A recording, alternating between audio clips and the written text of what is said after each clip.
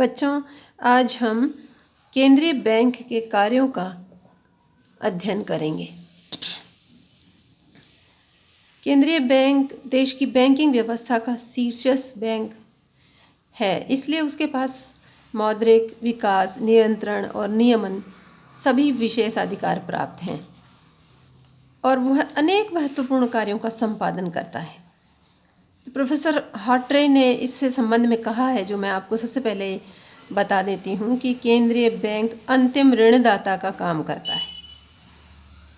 इसी प्रकार professor vera Smith ने यह कहा है कि यह नोट निमर्गन का एकाधिकार का कार्य करता है।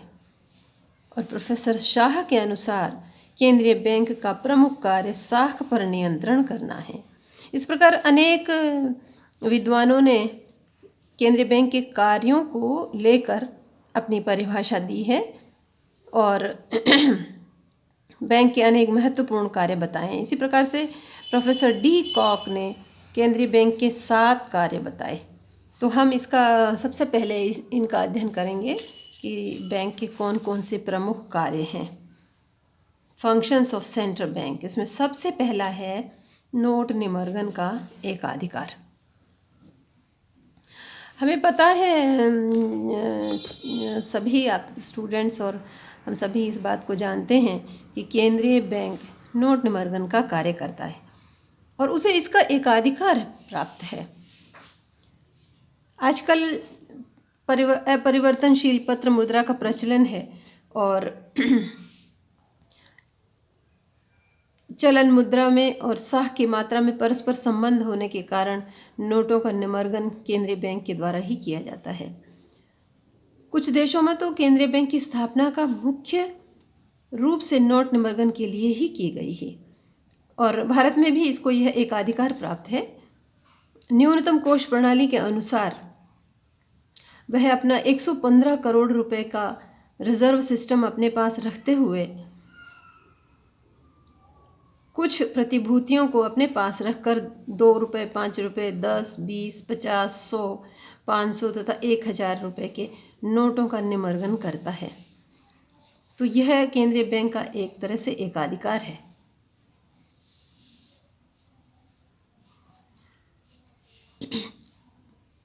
इस एकाधिकार में कुछ इस प्रकार का एक विशेष व्यवस्था होने की वजह से इसमें एक लाभ यह रहता है कि नोटों के प्रचलन में एक रूपता रहती है और केंद्रीय बैंक अपने विशुद्ध आर्थिक निर्णयों को प्रभावी रूप से लागू कर सकता है और केंद्रीय बैंक देश की मुद्रा को आंतरिक और बाह्य मूल्य का स्थायित्व कर सकता है और नोट निमर्गन का लाभ प्राप्त कर उसे सार्वजनिक रूप से लागू भी कर सकता है। इस प्रकार इस कार्य के माध्यम से वह एक मोनोपोली कार्य करता है, जो कि उसका एक बहुत महत्वपूर्ण कार्य है। दूसरा कार्य है सरकारी बैंकर होता है, एजेंट होता है। यह सरकार का बैंकर भी है। केंद्रीय बैंक कैसे है कि वह सरकार के बैंकर के रूप में और एक सलाहकार के रूप में और एक एजेंट के रूप में कार्य करता है।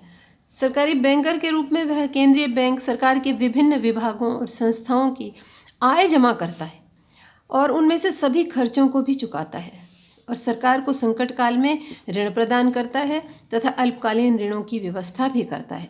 सरकारी धन को एक स्थान से दूसरे स्थान, एक विभाग से दूसरे विभाग में हस्तांतरण करता है।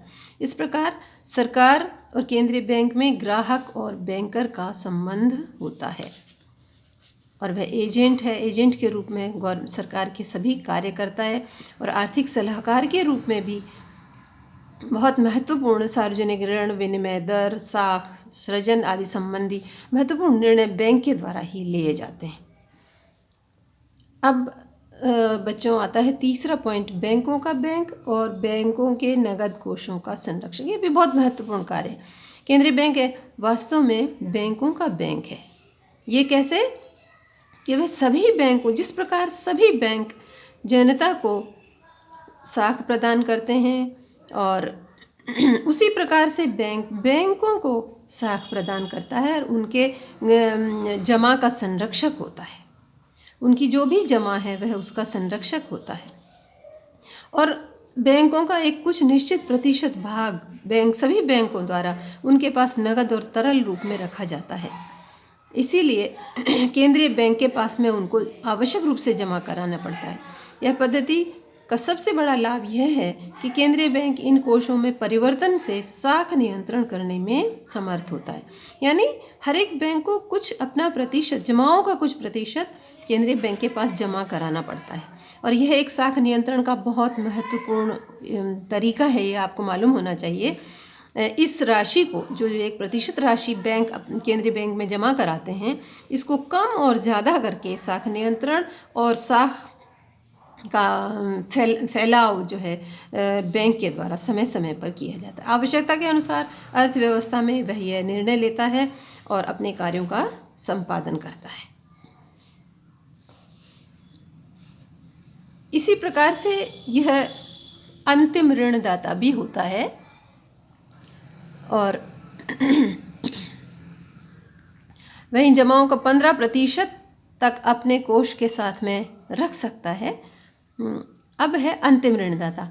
केंद्रीय बैंक देश के बैंकों का सामान्य परिस्थिति में ऋण, अग्रिम व अन्य सहायता देता ही रहता है, और संकट काल में जब बैंक जमाओं में बैंक के प्रति विश्वास उठ जाता है तो भारी मात्रा में भुगतान करने की समस्या आती है, तो केंद्रीय बैंक ऐसे संकटग्रस्त बैंकों को उपयुक्त सभी प्रतिभूतियों, बिलों और हुंडियों की पुनः कटौती कर पर्याप्त ऋण प्रदान करता है। तो वह सरकार को, और सबसे बड़ी बात यह है कि वह सरकार को भी संकट काल में आर्थिक कठिनाई में ऋण दे सकता है। इसी प्रकार युद्ध काल में भी केंद्रीय बैंक एक अंतिम ऋणदाता बनता है। इस प्रकार वह एक अंतिम ऋणदाता के रूप में काम करता है देश में। अब नेक्स्ट पॉइंट है, राष्ट्र की बहुमूल्य धातुओं और विनिमय कोषों का संरक्षक भी होता है।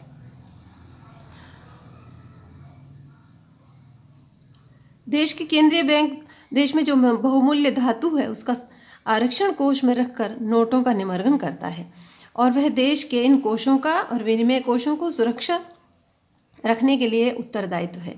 केंद्रीय बैंक इन कोषों को अपने पास इसलिए भी सुरक्षित रखता है ताकि भुगतान असंतुलन की स्थिति में कोषों के उपयोग से विनिमय दरों में भारी उच्चावचनों को रोक सके और विनिमय दरों में सापेक्षिक स्थिरता प्राप्त की जा सके। इस प्रकार केंद्रीय बैंक विनिमय कोषों का संरक्षक है। और अब नेक्स्ट कार्य है उसका निकासी गृह या समाशोधन गृह का कार्य।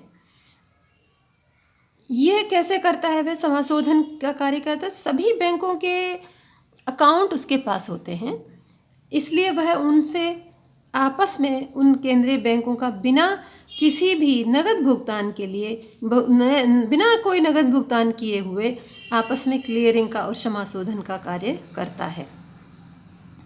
अलग अलग बैंकों को केंद्रीय बैंकों के पास जब बैंकों के खाते होते हैं तो केंद्रीय बैंक अलग अलग बैंकों को किए जाने वाले भुगतानों तथा प्राप्त होने वाले भुगतानों का एक सामूहिक ब्यौरा तैयार करता है और कुल योगों के अंतर को बैंकों के खातों में नाम या जमा की प्रविष्टियों